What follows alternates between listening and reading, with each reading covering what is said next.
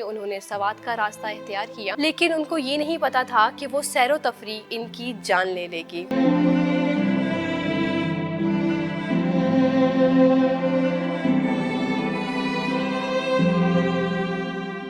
سوال یہ پیدا ہوتا ہے کہ ذمہ دار کون ہے؟ حکومت ہے، عوام خود ہے، یا پھر باقی ادارے ہیں؟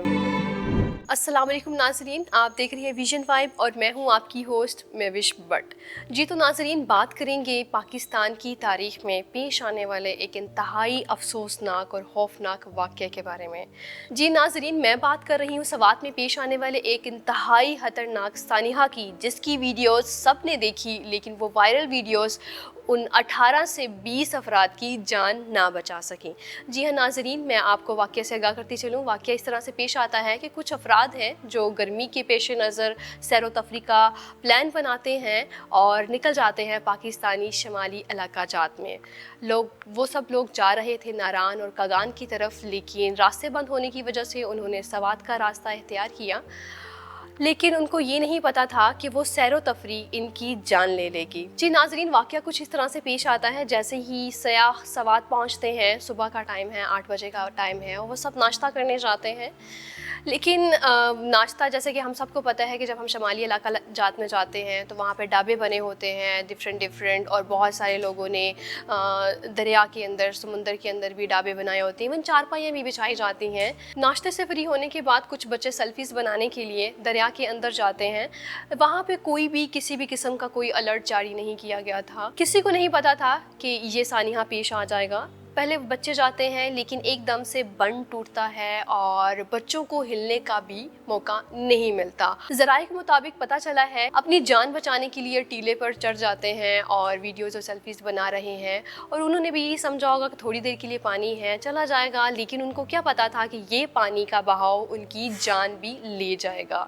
اور ذرائع کے مطابق بتایا جا رہا ہے کہ اس سانحے میں پوری قوم کا بے شک نقصان ہوا ہے، پوری قوم بے بسی کی تصویر بنی ہوئی ہے۔ نہ صرف وہ ٹیلے میں نظر آنے والے 18 سے 20 افراد، بلکہ ان کے سامنے جو افراد کھڑے تھے وہ بھی بے بسی کی تصویر پیش کر رہے تھے۔ اس سانحے میں پوری قوم کا نقصان ہوا ہے، اس میں کوئی شک کی گنجائش نہیں، لیکن سب سے زیادہ نقصان 2 خاندان کا ہوا ہے۔ ان خاندان کا ایک کا تعلق سیالکوٹ سے تھا، جس کے 18 سے 19 افراد سیر و تفریح کے لیے نکلے تھے، اور دوسرے کا تعلق مردان سے تھا۔ جی ہاں ناظرین، ان میں بچوں اور عورتوں کی بڑی تعداد تھی، مرد بھی ان میں شامل تھے، لیکن بچے اور عورتیں بھی شامل تھے۔ اور ذرائع کے مطابق یہ بھی پتہ چلا ہے کہ وہاں پہ کھڑے لوگوں نے ویڈیوز بنائی، اپنے پیاروں کو میسیجز کرتے رہے، بلکہ ان افراد کے سامنے، وہ جو ٹیلوں پہ لوگ کھڑے تھے ان کے سامنے جتنی بھی عوام کھڑی تھی ان سب نے ویڈیوز بنائی، لیکن ناظرین بڑے ہی افسوس کے ساتھ کہنا پڑ رہا ہے کہ کوئی بھی ان کی امداد کے لیے نہیں آیا۔ اور وہاں پر موجود ایک تو ٹیلوں پہ لوگ کھڑے تھے اور اپنی جان کے لیے مدد مانگ رہے تھے، ان کے سامنے جو لوگ کھڑے تھے وہ بھی کچھ نہیں کر سکتے تھے۔ وہاں پہ کھڑے افراد ویڈیوز بناتے رہے اور وائرل کرتے رہے۔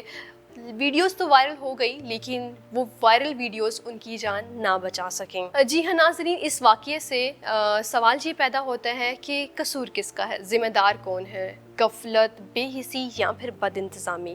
ناظرین، یہ کوئی نیا واقعہ نہیں ہے۔ اگر ہم 3 سال پیچھے چلے جائیں، آپ سب کو یاد ہوگا کہ 2022 میں جب پاکستان میں سیلاب آیا تھا تو سیم اسی طرح کا ایک واقعہ دیکھنے کو ملا تھا۔ جی ہاں ناظرین، میں بات کر رہی ہوں اگست 2022 میں پیش آنے والے واقعہ کی، جو کہ اپر کوہستان میں پیش آیا تھا۔ وہاں پہ ایک ہی خاندان کے 5 بھائی کافی دیر تک اسی طرح سے سیلاب میں ڈوبے رہے، پانی میں ڈوبے رہے اور مدد کے لیے پکارتے رہے، لیکن کافی گھنٹوں کے بعد بے یار و مددگار وہ اس دنیا سے رخصت ہو گئے، کوئی بھی ان کی مدد کے لیے نہ آ سکا۔ ناظرین، اب سوال یہ پیدا ہوتا ہے کہ ذمہ دار کون ہے؟ حکومت ہے، عوام خود ہے، یا پھر باقی ادارے ہیں؟ کیا آپ کو لگتا ہے کہ یہ جو واقعہ پیش آیا ہے اس میں صرف اور صرف حکومت ہی ذمہ دار ہے؟ کیا آپ کو یہ نہیں لگتا کہ عوام، جیسے حکومت کی ذمہ داری ہے، جیسے باقی اداروں کی ذمہ داری ہے، ویسے عوام کی اپنی ذمہ داری بھی ہے کہ وہ اگر کہیں جا رہے ہیں کچھ احتیاطی تدابیر وہ اپنی ضرور کرے؟ اور کیونکہ ناظرین، شائقین کے مطابق وہاں پہ جو باقی لوگ تھے ذرائع کے تھرو پتہ چلا ہے کہ ان کو بتایا گیا تھا، ہر طرح سے الرٹ کیا گیا تھا کہ آپ نہ جائیں، اس میں خطرہ ہے، لیکن انہوں نے نظر انداز کیا. یہ شائقین کے مطابق ہے. میرا اب یہ سوال ہے کہ ٹھیک ہے، واقعہ پیش آ گیا، ویڈیوز بھی بن رہی ہیں، وائرل ہو رہی ہیں، سب دیکھ رہے ہیں، تو خیبر پختونخوا کی حکومت نے اتنی دیر کیوں لگا دی؟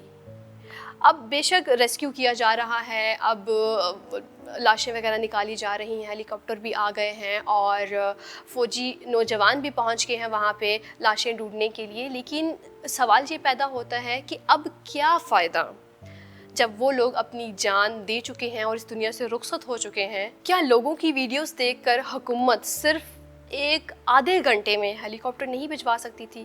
کیا پشاور سے آدھے گھنٹے میں ایک ہیلی کاپٹر نہیں آ سکتا تھا جو ان لوگوں کو ریسکیو کرتا اور ان لوگوں کی جان بچاتا؟ پی ایس ایل کے میچ کے دوران ہیلی کاپٹر منگوا کے اس کے فین سے پچ کو خشک کیا جا سکتا ہے اور میچ کو کنٹینیو کیا جا سکتا ہے، لیکن بے یار و مددگار لوگوں کے لیے ہیلی کاپٹر نہیں بھیجا جا سکا.